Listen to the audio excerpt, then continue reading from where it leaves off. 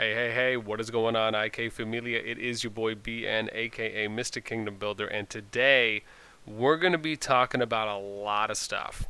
And this will probably be, I want to arguably say, one of the most informative and educational videos that we're going to be touching on in a wide variety of areas that are all related to server health, vetting migration, how important it can be to increasing activity, things to watch out for, and more. And so today, before we get started, of course, make sure you guys sub, you like, ring that notification bell, and of course, if you want to be a part of our conversation, you can join our Discord, which is in the pinned comment or description below.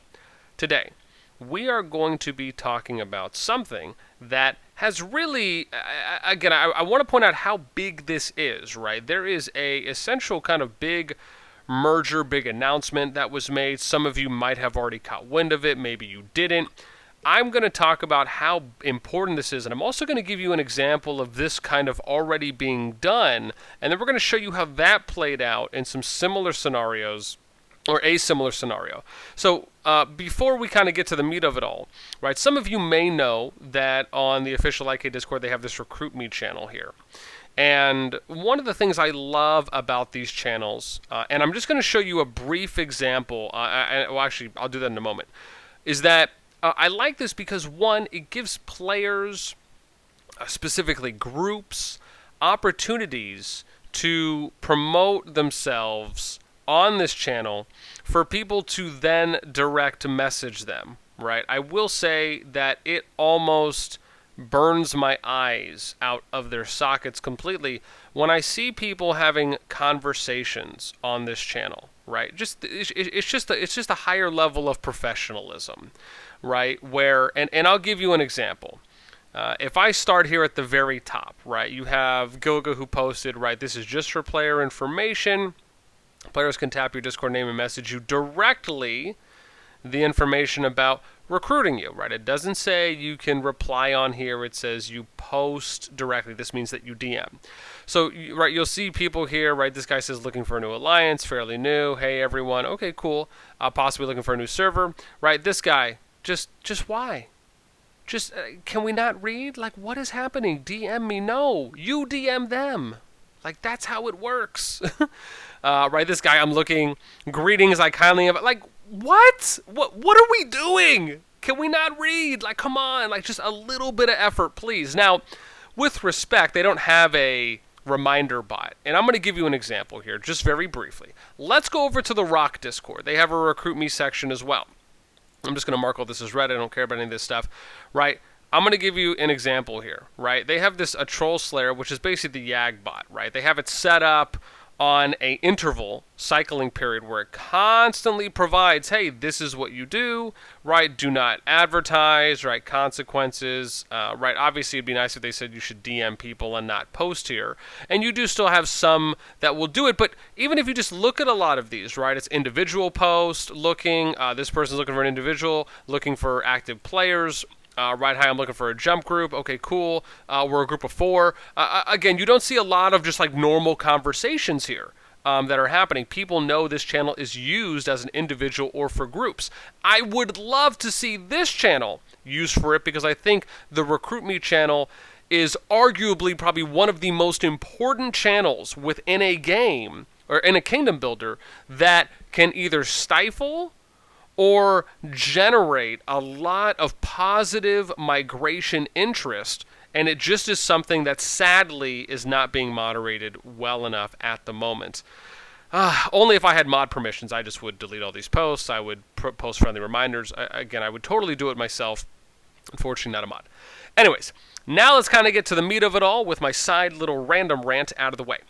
Okay. So we're going to scroll down, and we have this big announcement, right? So Lily Lay says, big announcement, BxS and Top merger, right? Now, BxS is, and I should say, sorry, BxS and Top, right? They both come from older servers, being one is server 9 with Top, BxS is server 11, right? Now, these are both, again, top individual alliances in the game. They're within the top 25 list.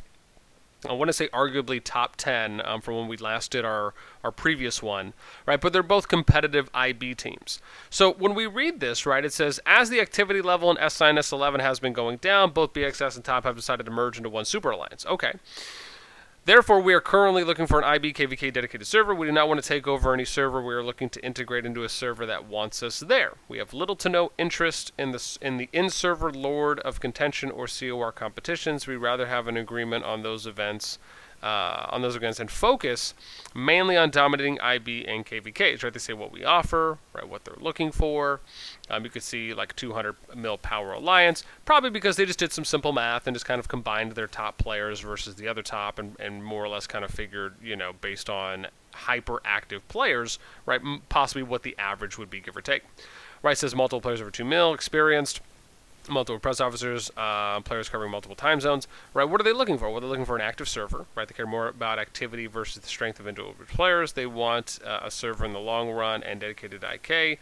Wants most of their players to use Discord as much as possible. Doesn't really matter how many, right? They just want a united server. They're focused on KVK and IB domination, right? Other players in Alliance have already shown interest in following us. Okay, so so there's a few things there's actually quite a few things I want to touch on here. This is something that is not uncommon in Kingdom Builders. This is actually something that we often see. I was actually a part of one of these during my time in Rock, where you had, top AOO, which is essentially the IB, right, their AVA variant there, which is Ark of Osiris, right, that they had multiple top alliances that basically just had talked to each other. They communicated through multiple KVKs. They saw how each other played, right? And they kind of, they started building rapport over time, relationship built, and then eventually developed. And from there, they thought, well, you know what? Let's maybe I'll try and have a few alliances go to a server that they can all get into. So what I want to touch on real quick is that, one, this is new to IK because there really hasn't been arguably a big kind of, top alliances going to another server, right? How the landscape of that may change or what may happen. So what I'm going to simply do is I want to show you a situation that has already occurred like this, just in a little bit of a different way. I'm going to talk about the pros and cons of that situation. Then we're going to come back and talk about the BxS and Top merger, and just something that, again, if you are a server that may not know about this, you may not be familiar about this merger or alliance, I'm gonna at least give you some heeds of caution, and then go over some pros and cons when it relates to this specific merger, and just things that you need to be weary of if you are not someone who has either ran a server or kingdom. If your server is not unified, if you do not have migration control, there are some things you're going to need to know. So before we get into that, let us talk about, where is my handy dandy notebook? Okay, so, right, just to kind of give you the lay of the land here, right? So here's top, you could see 164, right? Second Alliance 89, but then we look at the map, right, all blue here for server 9.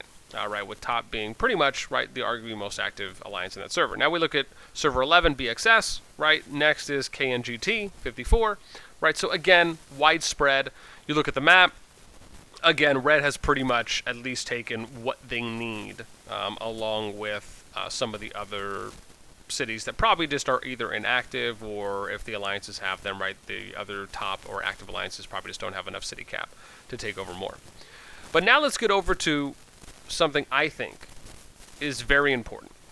And what this is I want to show you a screenshot here of server 5. So there's a story I'm going to tell you now. And the story I'm going to tell you is a story of something that has happened that is very relatable to what we're talking about now. And that is going to be the history and the story of what happened to server 5, how did they start, and where did they go and try to do. So for some of you who may not know, right, I'm just going to give a little bit of history here. So server 5, when it initially came out, and I'm just going to look exactly at how old it is because I do not know the numbers offhand, so bear with me a moment. Let's see. Okay, because I know they're here in this one. Oh god, where am I going for the server list here? Prep. Oh, this is actually going to be the... Oh, interesting. This is going to be like the next one that's coming. Test evens. Oh, here we go. Warzone. Okay, so I don't know if I can click on... Okay, yes, I can. Fantastic. So they should be in, I think, 2? No. Why? Oh, hang on. How do I enter... Can I just enter world ID to search? Oh, hang on. Okay, here we go. So that's going to be... What is that? Hashtag 0005.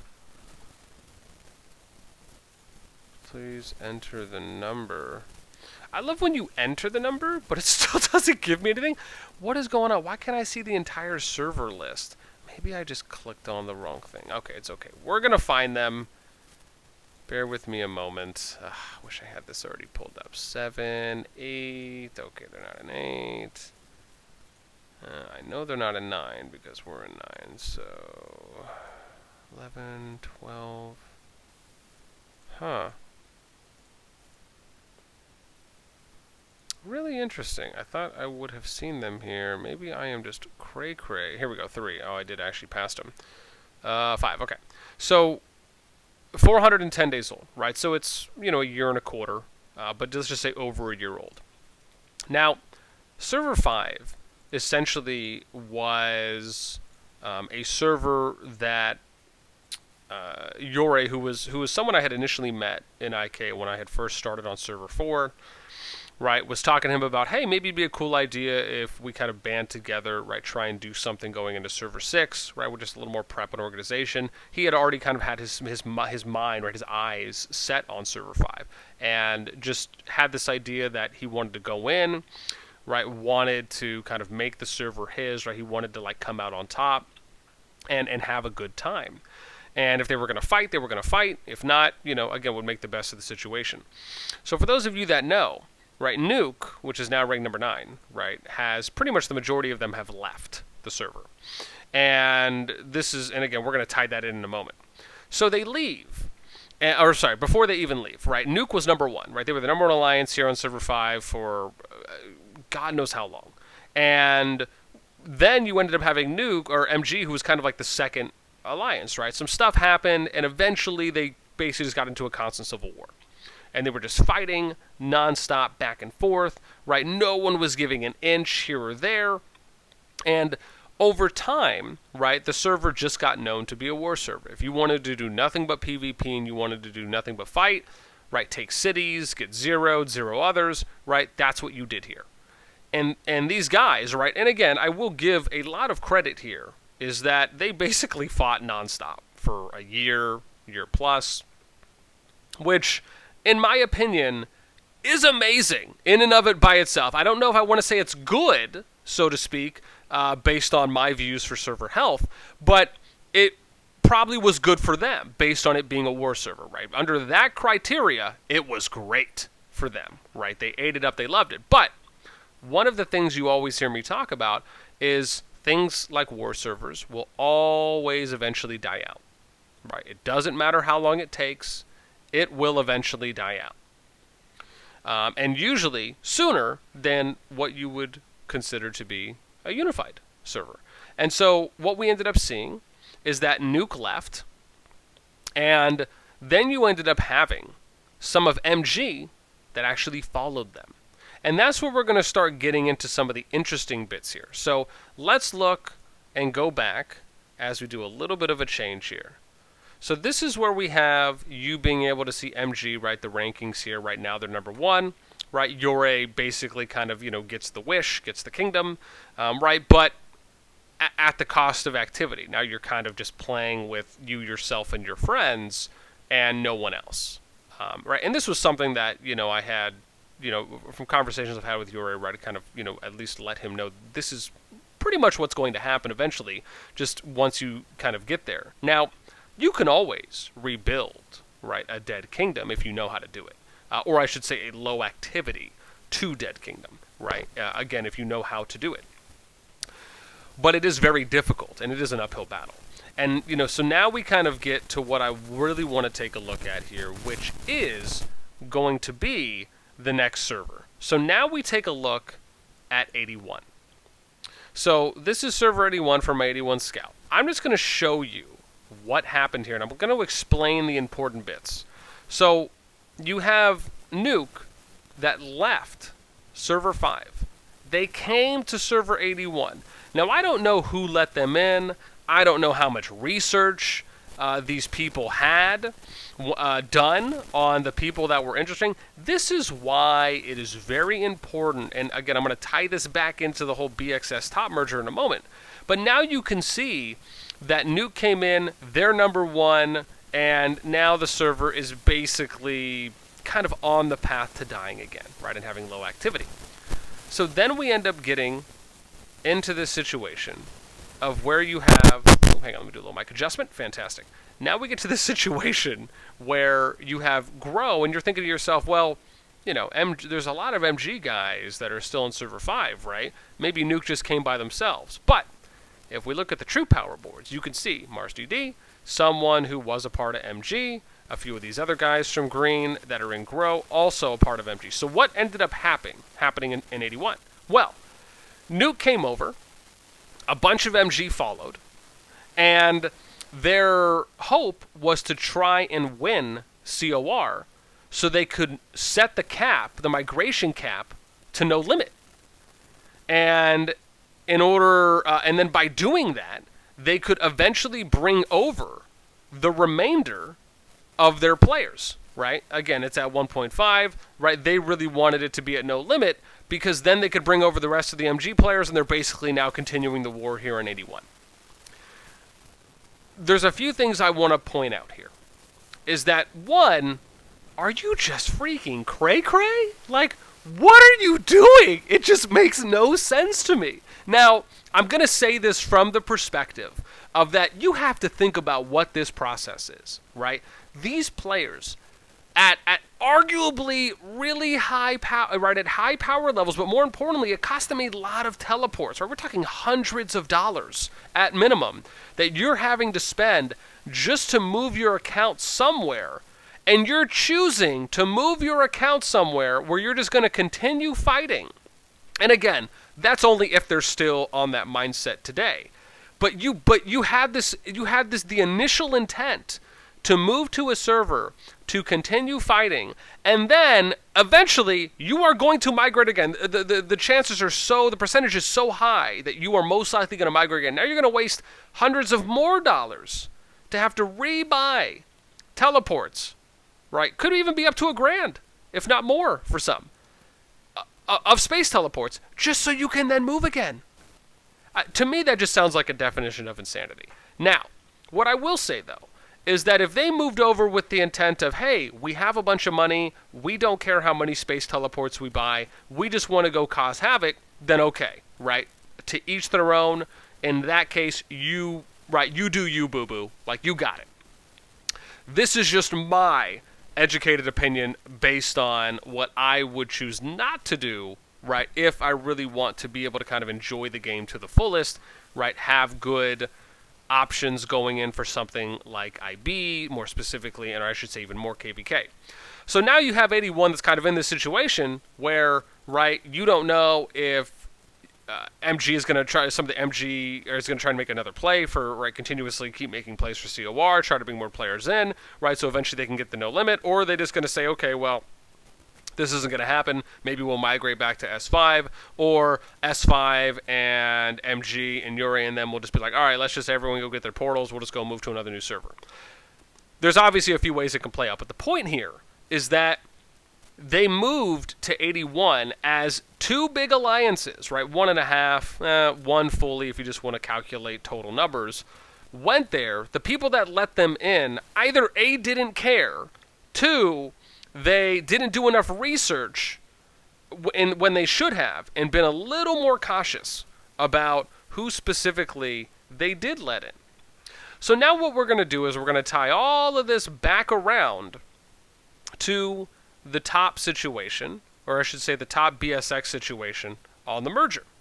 Is that when the thing to be very cautious of that I say, right, and this is not a knock on BxS and Top doing their thing, right? It is just something that if you manage a server, if you are worried about, like, if you have something that is a unified server, if you have an organized server, if you have your ducks in a row, right? This is not necessarily to talk about dead servers, right? Because this group could arguably go to a dead server and maybe have an opportunity at reviving it. There's probably a lot more work they'd have to go into, but that would most likely probably be the best bet for a group like this. The thing is that if they take the option of A, going to a dead server, right, which in my opinion would arguably probably be the best play overall because it has the least margin of error when it comes to how it impacts current people there, how others view it, right, if people would stay or leave. Now, if they do that, then the people that basically run the dead server have to be okay with a big enough group coming in.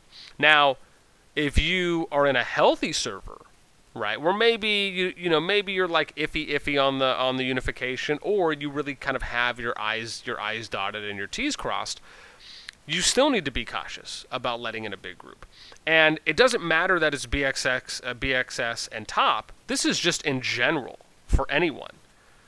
Is that you have no idea what these people, right, what any groups are going to do, right? All we have to go off of is a player's word, a group's word, their intent, right? They may not care about their pride. They can sit here and whisper sweet nothings into your ear. And then the moment they get in, chaos breaks loose. Maybe they come in and it's kind of like a slow molasses type integration where, right, it starts off for the first week or two, everything's good. By week 3, you kind of start getting the questions. People start wondering what's happening. Right, maybe they start making plays or start advocating for changes, right, subtly. Maybe it starts off slow and then it kind of builds up until eventually it kind of gets to this peak point, right, where now it's like, okay, we're the biggest, right, what we say goes, right, and then it's kind of like the true colors come out. There's a lot of ways that this can play out, but what I will say is that if you, and I want to point this out for how we do things like this in 79, is that, right, if someone that I trust or a member of our council trusts and a player, either like a big player or a group, can be vouched for, right, where we don't need to do additional vetting or investigation, right, into the servers they've played in, interviewing other people to try and get an idea of how they are, right, getting feedback from them so we can see if like the consistencies match up from what they're telling us versus what we're hearing. Right, then that's different, right? If you can be vouched for by a player, someone knows you, even if they're just a part of management, they're like, yeah, I've played with these guys, I know them, and it's someone that you trust within your kingdom, then yes, I will say there are some exceptions. The challenge really is that the group is so big that it's a turnoff, right? Like even when S5, like I'll give you an example. There were some people from S5 that one of my friends was talking to, and some of them were potentially interested in migrating out, possibly coming to a server that at the time, right, I was running and managing. And one of the things me and my buddy talked about was just being very cautious. I was like, dude, I would not let any of those people in, right? Maybe if there was a handful that could be vouched for, which at the time he was able to vouch for probably 2 or 3, right, from server 5 at the time between Nuke and MG. But I would never do it because the people that are coming in are stronger than the people that we currently have, right? That's the thing about migration and recruiting, is that you have to be very knowledgeable about what your ratio is. You need to make sure that the ratios are always in your favor, right? If you want to reduce, if not eliminate, any margin of error. And I'll give you an example on this. So let me go back to the main. And let's go just to troop power, just to give you an example, right? So we have someone here, right? So like Flock, Charizard, Oreo, Moose, right? Like all of the people here that are on the top of the boards, right? I would only have good things to say, right? The players here in 79, right, thus far have shown that they consistently believe in what we're doing, right? They show up for fights. They engage on Discord, right? They're socially interactive in game, right? And so far they have a consistent track record, right, of being for the server and believing in the server. I would not let people in that are like 230, like 240, 250, right? Especially if they're running like Shadow Holy Marches, things like that, right? For people that we do not know. And if they cannot be vouched for, right, then what I should say is the likelihood of those people being let in is very unlikely. Why? Because I would not want to risk the responsibility that I have, that our management team has, for the players here, to put them in a situation that could go south very fast and could turn chaotic, right? Because we don't know how these people, what they would do once they come in, right? Even if, I mean, I've had conversations, and I'll give you an example. I've had conversations with people through migration that have told me, yeah, we're totally for the server, right? We love everything you're doing there. But I've done background checks on some of these people, and I'll go to some of the servers they've played in, and I'll interview people and ask them questions, and they're like, yeah, this guy or this girl is flat out lying to you.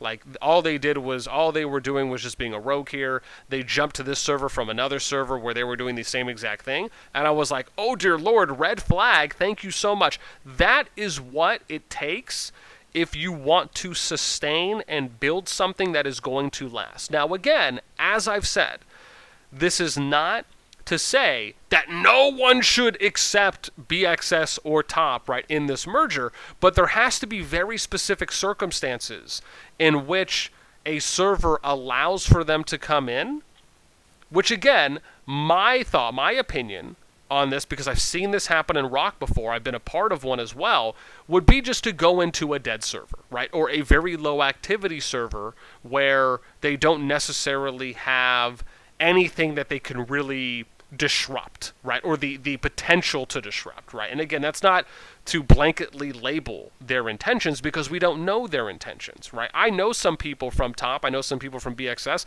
I've only had good conversations with players from both, but I don't know these people, right? I don't have a track record or some kind of history with them to see what their actions have been or what they have done on their home servers, right? You'd actually have to go to server 9 and on server 11 and ask people that are not in those alliances what their experiences have been with these players, right? Have they been willing to work with one another? Did they just come in and take everything over? These are the types of questions you want to ask so you can be more or better prepared, right, for if you do decide to allow, and again, any big alliance, any big group into your server. All I will say at the end is do your due diligence, right? That's the most important thing, right? And the interesting thing is, and I'll say this as well, right, just for transparency, even I have reached out to BxS and Top and Lily Lay, right, just to ask some questions, get some information, right, just kind of see what the group is about.